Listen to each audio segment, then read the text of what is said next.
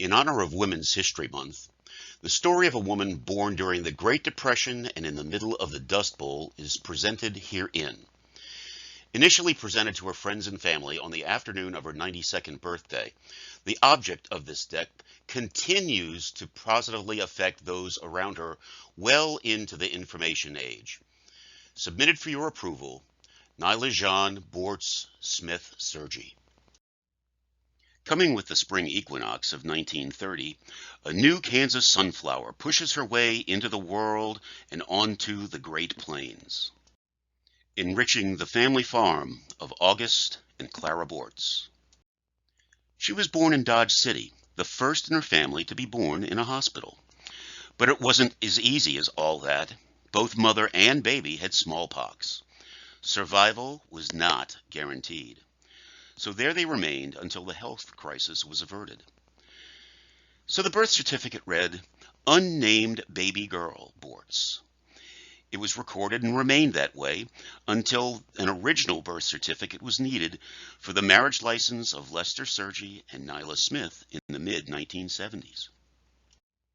The Great Depression was raging, and farm life, never easy, was made even more difficult. And who knows what the future might hold when gazing out through the looking glass.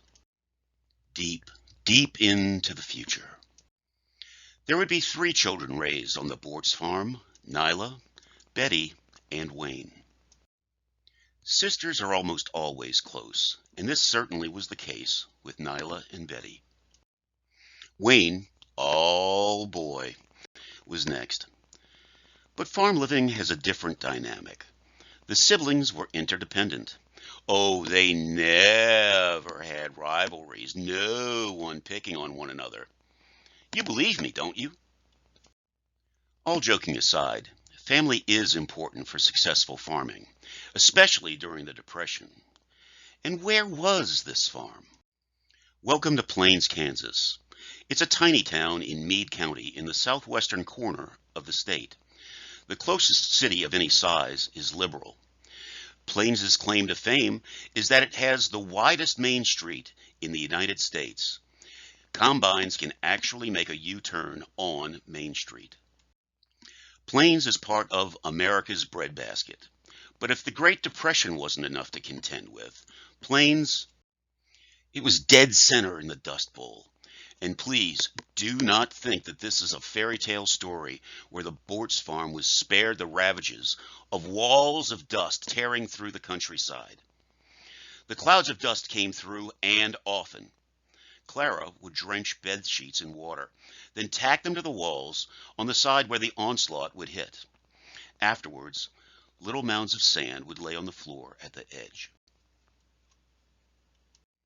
Not every farm family survived the combination of depression, dust, desperation, and lack of dollars to keep their mortgage current. Steinbeck captured it well in The Grapes of Wrath. Luckily, the Bortzes, Dobratzes, Cordises, Winters, and others made it through, but dust storms or not, farms need tending, and everyone has to do their part, including daily chores. A garden was a requirement and needed to be tilled, planted, hoed, harvested, all for the cycle to start again. Then the harvest needed to be canned, preserved for later use. Eggs needed to be gathered every day. Twice daily, cows must be milked. Funny, for some particular reason, Nila never got the hang of milking. No dummy her. Betty got stuck with it. But Nila not only learned to churn butter from that milk, but she was also known to sit under the dinner table, eating from the bowl, finger in the butter, until her mother fussed. And where was the cooking done? On the wood stove. But wait, this was the Great Plains. There was little wood to harvest, so what was used as fuel? Nila and Betty had to gather cow pies from the field. Now, before you say, "Oh, that's disgusting," remember, cow manure is 100% vegetable matter and burns cleaner and hotter than wood. Word of warning though, kick the cow pie to make sure it's dry before picking it up. These are stock photos pulled together for this deck, but This was the farmhouse yard, and that being said, the Bort's farm was a wheat farm. Have you ever seen a field of wheat? It's an amazing sight, with the slightest breeze pushing the grain heads in every direction, seemingly at the same time. Every American should see a wheat field in person to live America the Beautiful and that line about amber waves of green. It's the stuff of dreams, and once in your blood, wheat fields become a part of your being. As times improved, August and Clara added running water and electricity. A windmill provided both. Does renewable energy mean anything to you? But life on the farm isn't all work and no play. There were bicycles and bathing beauties and dates and dances and music and marching and weddings and other celebrations as well. And those good times are recounted over the years with friends and loved ones. And even though we've lost some of those members, we need to celebrate the cycle of life and the time that we've had together because family and friends are always there as long as their memory remains.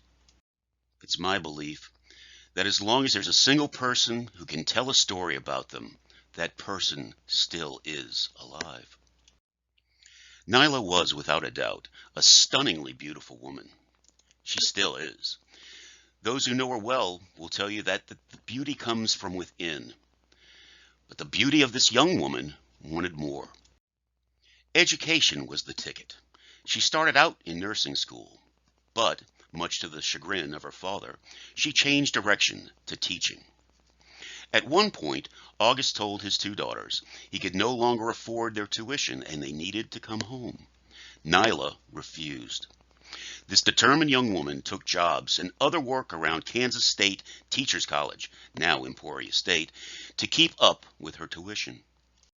Upon graduation, Nila returned to Plains and taught for 1 year in her hometown. And to this day, all those years ago, there's still a student from that first class that stays in contact with Nila. But marriage called and had her move to her adopted hometown of the Crescent City, one of those beautiful cities in all of the world. It's a town that fits her personality like a glove. For the next 30 years, Nila taught the young boys of New Orleans at Sam Barth School. She was always a part of the school functions, including being a one-woman cheering squad during football games. On the field, it was heard, "Get him, get him, get him!" One member of the team asked, "Smith, is that your mom?" Eventually, Sam sold the school to Sal Federico and Nicole Classique moved to Metairie. Nila decided not to stay. Several of her co-workers had been contacted and hired by Isidore Newman School. Nila's phone never rang. Never having been a wallflower, she contacted them. Ironically, the reason Newman hadn't called was that they didn't think they could afford her. Thus began the next 40 years of teaching children of New Orleans. Most of her students were just regular Joes and Jills. Others are a bit more recognizable. Nila Surgi has been educating New Orleanians for over 3 generations. She's taught some of the grandchildren of her early students. And at 92 years of age, she's still an active educator. But her life isn't only about learning. There's a little thing called love. Lester Surgi is undoubtedly the love of Nila's life. And she didn't even like him at first. At some point after her divorce, friends kept pushing her to accept a date with Lester, whose wife Ruth had passed away. Ruth had been both a fellow Sam Barth teacher and a close friend. Finally, she gave in, and magic ensued. Lester's waiting for Nila, but says, "Take your time." Lester Surgi is an absolute favorite of all of Nila's children. Fred and Nila were first graced with a daughter, born in Alamogordo, New Mexico, when Fred was stationed at Holloman Air Force Base. Her heart is considerably warmer than her body was in this picture. Next came the imposingly handsome first son, the one with the rapier wit, who's remarkably humble and modest, Al. As is evident in the bottom right-hand picture, Debbie is dramatically older than her formerly favorite brother. The last of Nila's brood was a Valentine's child, Rod. Cigarettes, hard living, and cancer took him with his mother by his side. She was there for his first breath and there for his last. But let's turn to happier things. Here, that much older sister sure looks pretty. But as nature takes its natural course, Nila's children grew up, moved out, and found their way in the world. Debbie and Mike, friends for almost their entire youth, found each other once again, got married, and started a family. At about the same time, Al discovered Terry and Shannon, and fell in love with them both. It's been claimed by Terry that she's the preferred one by Nila over her own son. And if you've seen them together, you'd probably agree. Mother-in-law. To many, the term brings up a mental image of the imposing busybody who cannot get along with the spouse of the child, and or the spouse can't seem to get along with their mother-in-law. This image is a vile caricature in the case of Michael and Terry with Nila. Michael Hoppy is like another son to Nila. The two talk all the time, one calling the other. When Nila has a technical challenge, Michael's always there to walk her through the glitch, and then she just takes off. By the way, every Mother's Day, a bouquet of roses finds its way from Mike to Nila. Terry Smith and Nila are like two peas in a pod. For one, they're both so-and-sos. That's spelled S-E-W. Often, Al will hear Terry on the phone, giggling with someone. When done, Al's been known to ask, "Who'd you been talking with?" Invariably, the reply is, "Ya mama. You know, she likes me the best."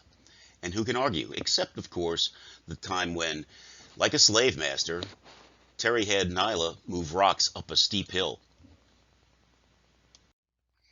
Nila got her first grandchild in Shannon, who, luckily, lived just around the block from her grandma and Pampaw. Shannon and Nila's bond grew strong and deep. And of course, when strangers observed Nila, Al, and Shannon together, invariably they would comment on how the lineage was obvious. Michael and Debbie had twin boys, Chris and Tim. They graced our lives and Grandma's heart. They were like magnets to steel shavings, attractive all manners of people, all the time. And though Chris was taken at a young age, he regularly makes his presence known to date. Tim is married his lovely Christy. Excuse me, that's Dr. Hoppy. The final addition to the Hoppy clan was Margaret, whose smile can light up a room, and has taken up many of her Graham's favorite joys like canning, music, stage instruction. Her husband Matt is a rock, and with whom they've been blessed with 4 delightful children. Nila has become Gigi. The smiles got broad whenever the grandchildren got together. And equally so when everyone can be in the same place at the same time. Speaking of time, when finals were over for the year and summer neared, everything and everyone was packed into the Vista Cruiser for the trip from New Orleans to the wheat harvest on the farm in Plains, where everyone was welcome, first by Clara, then by August, always in bib overalls, who would pull his grandchildren to his chest saying, "Ooh, I could squeeze a fart out of you, and then squeeze you for farting." The highlight of the summer were the cherries from the neighbor's tree, which needed to be pitted and canned, and baked into pies. No jam pies for August, where there's a tiny touch of fruit would be jammed in between 2 crusts, not in his house. And the act of pitting cherries isn't exactly an exact science. Sometimes a pit made it into the pie. But better than getting a baby in the king cake, if you got a pit in your slice of cherry pie, August declared that you could have another piece. Speaking of farms, Once a farmer's daughter, always a farmer's daughter, as is evident on the trip made to celebrate August and Clara's 60th wedding anniversary. And what better gift to give to a wheat farmer than a bouquet of wheat? Unless, of course, it's your granddaughter standing in a wheat field, following in Grandma's footprints, or looking the part of a farmer in the tractor. It's the stuff of dreams. Now, it's been said that when you're presented with lemons, the best thing to do is make lemonade. And in 2020, with the arrival of COVID-19 pandemic, you could say there was a mighty large lemon harvest that year. But in their typical style of making something good out of something bad, Nyla's family began a new tradition, a tradition of a weekly Zoom call at 4 p.m. Eastern Time every week, also known as Family Chat. And speaking of family, Nyla's family got larger because of the family chat sessions. Nyla got a new addition, another daughter, Debbie and Al's sister Leslie. Though Debbie is dramatically older than Al, Al's only slightly older than Leslie, a matter of a few hours. Like 130,000 hours. And with Leslie also comes her wonderful family. Husband Dave, oldest son Brian, middle child, Connor, and last, but certainly not least, Julia. And no moss grows on Nila Surgi. No, indeed. She never misses the chance to learn new things or explore new places. She visited 4 continents, all of North American countries, Asia, Africa a couple times, and Europe several times. But when the wanderlust subsides, she returns to her adopted home that she loves so much, New Orleans. And what speaks to the gaiety of the Crescent City more than anything else? Mardi Gras. From the supper dances with Lester, to riding in the crew of Iris, to dressing in costume to attend a parade, as the tradition states. And although she came from humble beginnings, her royal blood was finally recognized. Hear ye, hear ye! All hail Queen Nila the First, Royal Highness over all of Niobe! As queen, she was cherished by her court and all of her subjects, especially the math subjects. But of course she was beloved during her reign, because both before and after her time on the throne, she was known to be always welcoming and giving, with such an open heart that when COVID-19 kept her son from attending the funeral after the passing of his lifelong best friend's mother, Nila attended in his place. And she'd never met the woman.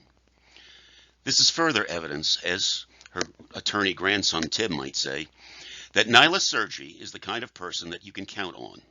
For example, on August 29th, 2005, when Hurricane Katrina hit New Orleans, and her longtime friend Joellen Welsh's home was heavily damaged, Nila opened her house to Joellen. And as a testament to the type of friend that she attracts, 16 years later, to the day when Hurricane Ida ravaged Nila's home, who but Joellen stepped up to return the favor. Nila Surgi is a veritable Rolodex of friends. No, I mean friends, among the best people anywhere. I only wish I had pictures available to display more of you. What can we call someone like this? Well, we could start out with daughter, Nila, sometimes Nila Jean, sister, mom, wife, aunt, cousin, niece, grandma, Grams, Gigi, Granny Nila, Miss Nila, Miss Bortz, Mrs. Smith, Mrs. Surgi, lower school teacher of the year, or how about just the best friend imaginable? Nila Surgi, born during the Great Depression, raised on a hardscrabble farm during the Dust Bowl, going to college and having to fight to complete her degree, directly teaching 25 children per year for 30 years at one school, and teaching 3 times as many for 30 years at another, then responsible for tutoring math students for an entire lower school, becoming adept at current technology, all the while leading the fullest of lives, touching so many on a first level basis and positively affecting scores over the decades. Nila Surgi, Renaissance woman. We love you.